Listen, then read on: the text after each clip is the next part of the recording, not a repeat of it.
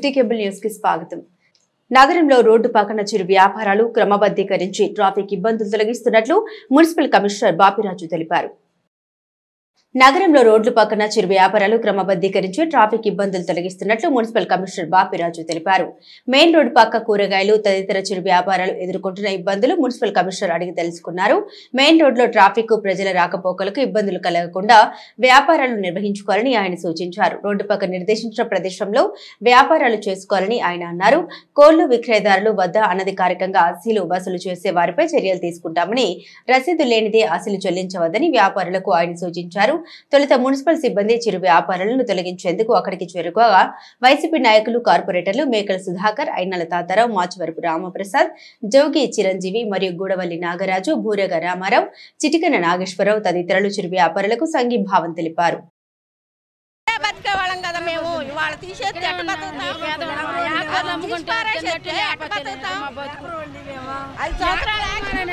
మాకు ఇది లేకపోతే మట్టిగా మాకు గడిచే మార్గం లేదు. ఇది అమ్ముకుంటేనే మాకు జీవనం గడిచేది. 10 రూపాయలకి మూలక రావాలంటే రారు.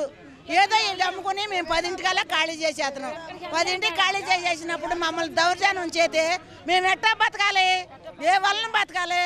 మేమేమన్నా మాకేమన్నా ఇంక ఎగసాయాలు ఉండయా? ఏమైనా ఉండి ఇంకనా ఇదేగా అమ్ముకుని బతుకుని మేము అందరం బతికేది. పిల్ల జల్ల భర్తను బతుకుని తెల్లరగట్ట 3ంటికి వస్తాం. 3ంటికి వచ్చినప్పుడు మరి ఇది అమ్ముకునే కదా మాకు జీవనం గడిచేది. ఇది అమ్ముకోక ఇంటికాడ ఉంటే మాకు మమ్మల్ని వాళ్ళు బతికిస్తారా? మమ్మల్ని బతికిచ్చే మార్గం లేదు. ఏదో అమ్ముకుంటున్నాం, పట్టుకడుపుకుంటున్నాం, చేస్తున్నాం. మేము ఆకుకూరలే కదా అమ్ముకుంటే ఆ పూలు అమ్ముకుంటాం, అవి కొని తెచ్చుకుంటామే. మరి అవి చొక్కూరలో పాలకూరలు ఉన్నాయంటే అయ్యో 10 రూపాయలు కొనుక్కుని బతుకుతున్నాం. పాడైపోయినాయి సార్. మాకు రెక్కాడితే డొక్కాడేవాళ్ళం సార్. ఏదో 100 రూపాయలు 200 రూపాయలు ఇచ్చుకుని మేమేదో బతికేవాళ్ళం సార్. తెల్లజోన 5ంటికి వచ్చి ఆ 5ంటి దాకా కాసేపు అమ్ముకుని మేము ఇంటికి వెళ్ళిపోయాం. మేము ఏదో షాపులు చేసేదాకా అమ్ముతున్నాం సార్. అక్కడి నుంచి మేము వెళ్ళిపోతున్నాం సార్. మేము ఉండలేదు సార్. అయినా మమ్మల్ని అమ్మొద్దని ఇబ్బంది పెట్టేస్తున్నారు 3 రోజులు మట్టి సార్ గారండి. మాకు ఎప్పటి నుంచి ఈనాడు నుంచి కదా సార్. మేము 20-30 సంవత్సరాల మట్టి రోడ్డు మీద ఏదో కాసేపు అమ్ముకుని వెళ్ళిపోతున్నాం సార్ గారండి. అవి కూడా మాకు అమ్మను వద్దు, అసలు మీరు వద్దు, ఇక్కడ మాకు మీరు అమ్ముతా పర్మిషన్ లేదని చెప్పి తీసేయమని చెప్పి మమ్మల్ని ఇబ్బంది పెట్టేస్తున్నారు సార్. నిన్న కొల్ల రవీంద్ర గారే చెప్పారండి. ఇక్కడ రోడ్డు మీద అమ్ముతా వీళ్ళు లేదు, రోడ్డు మీద పర్మిషన్ లేదు, మీరు అమ్మొద్దు, మాకు వాళ్ళు చెబుతున్నారు వీళ్ళు చెబుతున్నారు అని చెప్పారు సార్. అయ్యా అక్కడికి దండం పెట్టాం, అయ్యా కాసేపు అమ్ముకుని వెళ్ళిపోతామంటే ఆయన ఏం చెప్పలేదు సార్. అసలు అమ్ముకోమనలేదు, అమ్మొద్దు అనలేదు, వెళ్ళిపోయాడు సార్. ఇప్పుడే ఇక టాటర్లో వాళ్ళు మున్సిపాలిటీ వాళ్ళు వచ్చి వేసిపోయారు సార్. వాళ్ళే వచ్చి వేసుకెళ్ళిపోతున్నారు. నిన్న వాళ్ళే వచ్చారు సార్. నిన్న వాళ్ళే వచ్చారు, మొన్న వాళ్ళే వచ్చారు, ఇవాళ వాళ్ళే వచ్చారు. ఇవాళ తెల్లవారుజామున 5ంటికి వచ్చారు సార్. 5ంటికి వచ్చి అన్ని టాటర్లో పేసి అన్ని సర్దుకున్నట్టు కూర్చున్నాం సార్ గారండి. రోజుని మచిలీపట్నం నగరపాలక సంస్థ తరపుని రోడ్డు మీద, నేల మీద వ్యాపారాలు చేసుకునేటువంటి వారి యొక్క ఇబ్బందులు గమనించడానికి ఇక్కడికి రావడం జరిగింది. అయితే వారందరూ కూడా రోడ్డు ఆక్యుపై చేసి బాగా ముందుకి వచ్చి వ్యాపారం చేయడం వల్ల ట్రాఫిక్ అనే దానికి తీవ్రమైనటువంటి అభ్యంతరం కలుగుతుంది. అవన్నీ కూడా ఈ రోజున పరిశీలించి బాగా ముందుకి వచ్చి ప్రజలను ఇబ్బంది పెట్టకుండా వెనక్కి జరుపుకుని వాళ్ళ వ్యాపారాలు చేసుకోవాల్సిందిగా ప్రస్తుతానికి నిర్ణయించడం జరిగింది. ఈ ట్రాఫిక్ ఇబ్బందులు కనుక ఇదే విధంగా తీవ్రం అయితే కనుక వెనక ఉన్నటువంటి మున్సిపల్ షాపింగ్ కాంప్లెక్స్ ఏదైతే ఉందో అక్కడికి షిఫ్ట్ చేసేటువంటి ఆలోచన కూడా, అంటే అది కూడా గౌరవ కౌన్సిల్ వారికి తెలియజేసి ప్రజలకు ఇబ్బంది లేకుండా ముందుకు వెళ్ళేటువంటి ఆలోచనతో ఉన్నాము. దీనికి ప్రజలందరూ కూడా సహకరించవలసిందిగా కోరుతున్నాం. నేల మీద వ్యాపారం చేసుకునే వాళ్ళని, ప్రజల్ని కూడా సహకరించమని కోరుతున్నాం. అంటే ప్రజల యొక్క ఇబ్బందిని దృష్టిలో పెట్టుకునే తప్ప వాళ్ళ వ్యాపారం మనం తగ్గిందామనో పాడు చేద్దామనేటువంటి ఉద్దేశం అయితే మనకు లేదు, కార్పొరేషన్కి లేదు.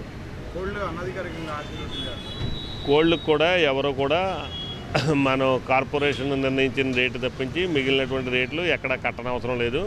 అది కూడా రసీదు ఇస్తేనే ఆ రసీదు ఇచ్చిన దానికి మున్సిపాలిటీకి, కార్పొరేషన్కి జమ అవుతుంది తప్ప అనధికారికంగా ఎవరు కూడా ₹1 కూడా చెల్లించక్కర్లేదు. ఆ విధంగా ఎవరైనా కనుక చెల్లించమని ఒత్తిడి చేస్తే వాళ్ళ మీద డైరెక్ట్గా అవసరమైతే పోలీస్ కేసు కూడా పెట్టి నిర్బంధించడానికి ప్రజలకు కూడా హక్కు ఉందని చెప్పేసి ఈ విషయం తెలియజేస్తున్నాం. మోడర్న్ ఐకేర్ ఆధ్వర్యంలో రాజుపేట షాదీఖానాలో ఉచిత కంటి వైద్య శిబిరాన్ని నిర్వహించారు. రాజపేట షాదీఖానాలో మోడ్రన్ ఐ కేర్ ఆధ్వర్యంలో ఉచిత కంటి వైద్య శిబిరాన్ని నిర్వహించారు. ఈ శిబిరంలో సర్వజన వైద్యశాల కంటి వైద్యులు డాక్టర్ భానుమూర్తి పాల్గొని కంటి పరీక్షలు నిర్వహించారు. నేటి ఆధునిక సమాజంలో వయసుతో సంబంధం లేకుండా ప్రతి ఒక్కరికి కంటి సమస్యలు వస్తున్నాయని, ఎప్పటికప్పుడు కంటి పరీక్షలు నిర్వహించుకొని తగు జాగ్రత్తలు తీసుకోవాలని ఆయన సూచించారు. ఈ వైద్య శిబిరంలో పరీక్షలు చేయించుకున్న వారికి మోడ్రన్ ఐ కేర్ ద్వారా ఉచితంగా మందులు అందజేయడంతో పాటుగా అవసరమైన వారికి కళ్లజోళ్లు అందజేశారు. తమ సంస్థ ద్వారా ఎన్నో సేవా కార్యక్రమాలు నిర్వహించడం జరుగుతోందని, అందులో ముఖ్యమైనది కంటి వైద్య శిబిరాలు అని సంస్థ అధ్యక్షుడు ఎండి నియాజ్ తెలియజేశారు. చాలా మంది కొద్దిగా ఏజ్డ్ పర్సన్స్, షుగర్ ఉన్న వాళ్ళు రెటీనా చెకప్ చాలా అవసరం. ఇదివరకు కూడా చెప్పాను, సార్ ఒకసారి చూపిస్తే సార్ రెటీనా కూడా చూసి మీకు కావాల్సిన ముందుగా కనిపెట్టి దాన్ని నివారించుకోవచ్చు. లేకపోతే చూపు శాంతం పోతుంది. ఏదో కళ్ళజోడు మార్చుకుంటే సరిపోతుందని చాలామంది ఊరుకుంటారు. అది కరెక్ట్ కాదు. డాక్టర్ గారికి ఒకసారి కలిసి రెటీనా చెకప్ కూడా చేయించుకోండి. 7-8 సంవత్సరాలు పైబడి షుగర్ ఉన్న వాళ్ళకి చాలా మంది, 100లో కనీసం ఒక 80 మంది కన్నా రెటీనా ప్రాబ్లం వస్తుంది. సార్ ఒకసారి మీరు కన్సల్ట్ చేసి, గవర్నమెంట్ హాస్పిటల్లో ఉంటారు, సార్ పాటిస్తారు. నేను పిలవగానే డాక్టర్ భానుమూర్తి గారు మాకు మా మోడ్రన్ కంటి హాస్పిటల్ నుంచి వచ్చి సార్ ఇక్కడ షాదీఖానా రాజ్పేట్ నయీ మస్జిద్ షాదీఖానా దీంట్లో పెట్టారు. చాలామంది వచ్చారు, 100 మంది పైన వచ్చారు. వాళ్ళలో కనీసం ఒక 28 మందికి క్యాటరాక్ట్ కేసులు కూడా ఉన్నాయి. వాళ్ళకి తెలీదు, వాళ్ళు ఇక్కడికి వస్తే కానీ బయటపడలేదు. వాళ్ళకి డాక్టర్ గారు గవర్నమెంట్ హాస్పిటల్ ద్వారా చేస్తారు, మీరు చేయించుకోండి. సార్ డాక్టర్ గారు మళ్ళీ ఇంకోసారి కలిసి చేసుకోండి. అలాగే సార్ వీళ్ళు ఈ ప్రోగ్రామ్ ఇక్కడ పెట్టమని మనకి చెప్పి చేయించిన సలామా గారు, రహమతుల్లా గారు, రహమత్ బాషా గారు, షుకురి గారు, వీళ్ళందరికీ మేము ధన్యవాదాలు చెప్తున్నాం. మన మొహమ్మద్ నియాజ్ గారి తరపున మోడర్న్ ఐ కేర్ తరపున ఉచిత కంటి వైద్య శిబిరము మన రాజపేట నయీ మస్జిద్ అసోసియేషన్ షాదీఖానాలో పెట్టడం జరిగిందండి. ఈరోజు అనగా శనివారం 18వ తారీఖు పెట్టడం జరిగింది. చాలా మంచి ప్రోగ్రాము. దీనికి మన గవర్నమెంట్ హాస్పిటల్ సూపరింటెండెంట్ గారు భానుమూర్తి గారు సహకరించడం చాలా గొప్ప విషయం. అంత పెద్ద డాక్టర్ గారు వారి యొక్క అమూల్యమైన టైంని మనకు కేటాయించారు. వారి చాలా మోడర్న్ ఐ కేర్ గారికి, నిజాముద్దీన్ గారికి అలాగే చాలా ధన్యవాదాలు తెలుపుకుంటున్నాం మన రాజపేట తరఫు నుంచి. నిజాంపేటలోని నూతి వీరయ్య గారి ఆది వనవలమ్మ జాతర మహోత్సవం వైభవంగా ప్రారంభమైంది. నిజాంపేటలోని నూతి వీరయ్య గారి ఆది వనవలమ్మ జాతర మహోత్సవం వైభవంగా ప్రారంభమైంది. ఈ సందర్భంగా భక్తులు జాతరలో పాల్గొని మొక్కుబళ్లు చెల్లించుకున్నారు. జాతర పురస్కరించుకుని ఆలయ పరిసర ప్రాంతాలు కోలాహలంగా మారాయి. స్థానికులతో పాటుగా రాష్ట్రంలోని వివిధ ప్రాంతాల నుండి పెద్ద సంఖ్యలో భక్తులు తరలివచ్చి భక్తి శ్రద్ధలతో అమ్మవారికి పసుపు కుంకుమలు సమర్పించి ప్రత్యేక పూజలు జరిపారు. మొక్కుబళ్లు చెల్లించుకునే భక్తులతో ఆలయం కిక్కిరిసిపోయింది. బందర్ నిజాంపేటలో వేచేసి ఉన్న శ్రీ నూతి వీరయ్య గారి ఆది వనవలమ్మదేవి 108వ జాతర మహోత్సవము ఈరోజు 19వ తారీఖు అనగా ఆదివారము బ్రహ్మాండమైన జాతర మహోత్సవము జరుగుతుంది. ఈ జాతర మహోత్సవంలో వేలాది మంది భక్తులు పాల్గొని అమ్మవారిని దర్శించుకుని ఎరుపు సాలించుకుని అమ్మవారి తీర్థప్రసాదాలు స్వీకరించి అమ్మవారి కృపకు పాత్రులైనారు. జై శ్రీ వనమలమ్మ తల్లిదేవి నమః. ఈరోజు బందర్ నిజాంపేటలో వేంచేసి ఉన్న శ్రీ నూతి వీరయ్య గారి ఆది వనవలమ్మ దేవాలయం నందు అత్యంత వైభవంగా 108వ జాతర మహోత్సవం జరుగుతున్నది. చాలా బాగా విపరీతమైన ఎక్కడెక్కడి నుంచో ఎన్నో ఊర్ల నుంచి కూడా ఈ జనం తండోపతండాలుగా వచ్చి అమ్మవారిని దర్శించుకుని తీర్థప్రసాదాలు స్వీకరిస్తున్నారు. అలాగే రేపు అన్న సమారాధన కార్యక్రమం ఉంది. ఈ సంబరం ఎప్పుడా అని చుట్టుపక్కల నిజాంపేటలో కాకుండా బలరాంపేటలో కాకుండా చుట్టుపక్కల బయట ఊరు హైదరాబాద్ నుంచి కూడా ఎంతో భక్తి శ్రద్ధలతో వచ్చి అమ్మవారిని దర్శించుకొని తీర్థప్రసాదాలు తీసుకుని అమ్మవారి కృపకు పాత్రలు కాగలుగుతున్నారు. జై వనవలమ్మ తల్లిదేవి. గణతంత్ర దినోత్సవాన్ని పురస్కరించుకుని మచిలీపట్నం ఆర్ట్స్ అకాడమీ ఆధ్వర్యంలో విద్యార్థులకు చిత్రలేఖన పోటీలను నిర్వహించారు. మచిలీపట్నం ఆర్ట్స్ అకాడమీ ఆధ్వర్యంలో గణతంత్ర దినోత్సవాన్ని పురస్కరించుకుని జిల్లా స్థాయి చిత్రలేఖన పోటీలను ఎస్ఎస్ఆర్ డిగ్రీ కళాశాలలో నిర్వహించారు. ఈ పోటీకు జిల్లా నలుమూలల నుండి విద్యార్థులు పాల్గొన్నారు. ఈ సందర్భంగా ఆర్ట్స్ అకాడమీ సెక్రటరీ రమేష్ మాట్లాడారు. విద్యార్థుల్లో దాగి ఉన్న సృజనాత్మకతను, నైపుణ్యాలను వెలికి తీయడానికి ఈ పోటీలు చేపట్టామన్నారు.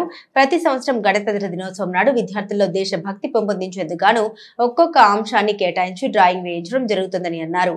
నిరంతరం చదువు ఒత్తిడితో సతమతమయ్యే విద్యార్థులకు విద్యార్థులకు వారి ఒత్తిడిని జయించడానికి ఎంతగానో దోహదపడుతుందని పలువురు వక్తలు అభిప్రాయపడ్డారు. ఈ పోటీలో గెలుపొందిన విద్యార్థులకు మండల విద్యాశాఖ అధికారిచే బహుమతులు అందించడం జరుగుతుందన్నారు. ఈ కార్యక్రమంలో ప్రసాద్, అంబటిపూడి సుబ్రహ్మణ్యం తదితరులు పాల్గొన్నారు.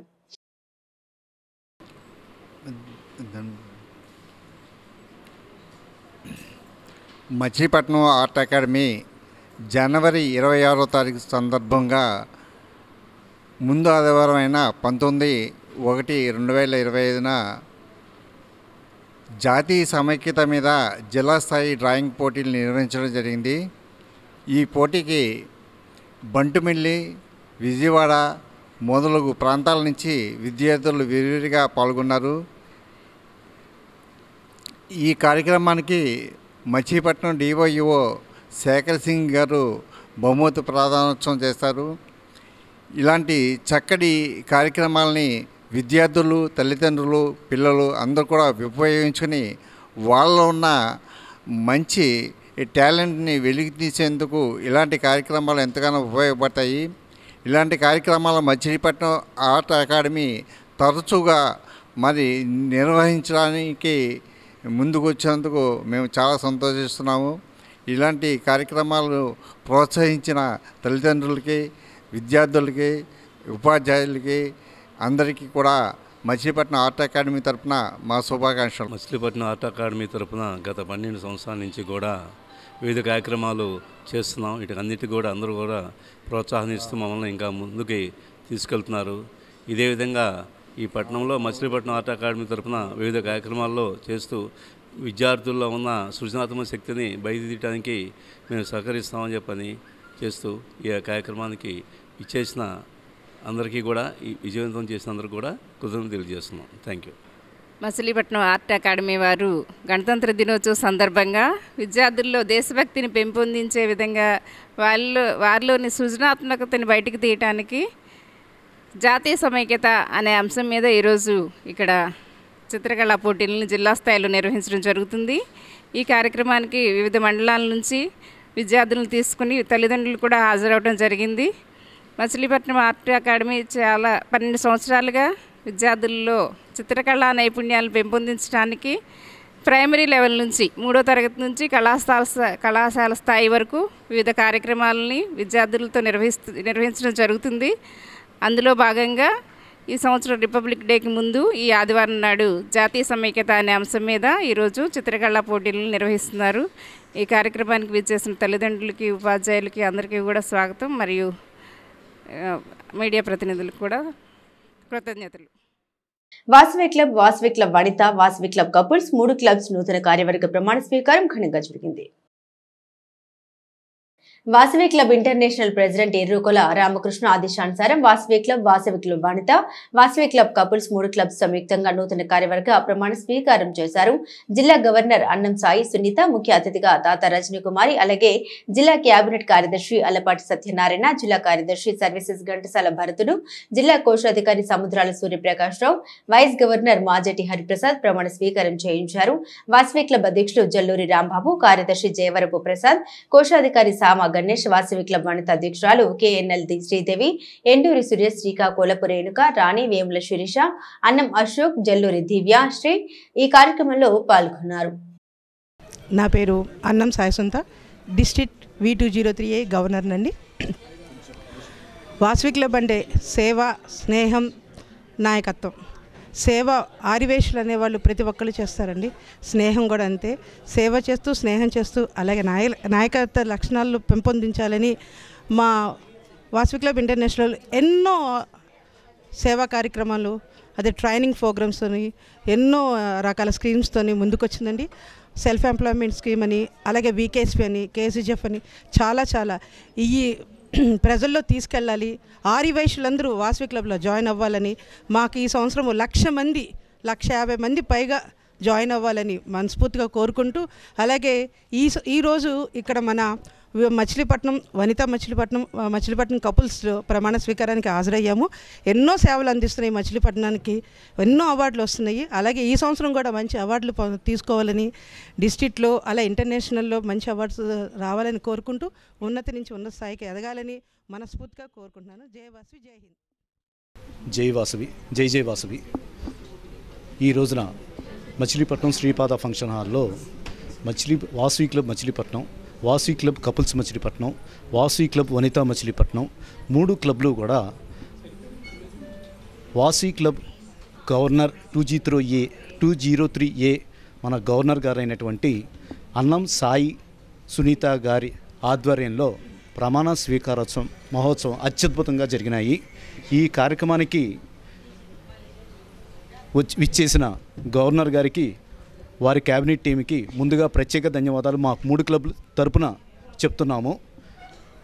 అలాగే ఈ రోజున ప్రమాణ స్వీకారం చేసిన 3 PSTలు, అలాగే వివిధ హోదాలో ఉన్న వాసవి క్లబ్ కుటుంబ సభ్యులు అందరికీ కూడా ప్రత్యేక ధన్యవాదాలు.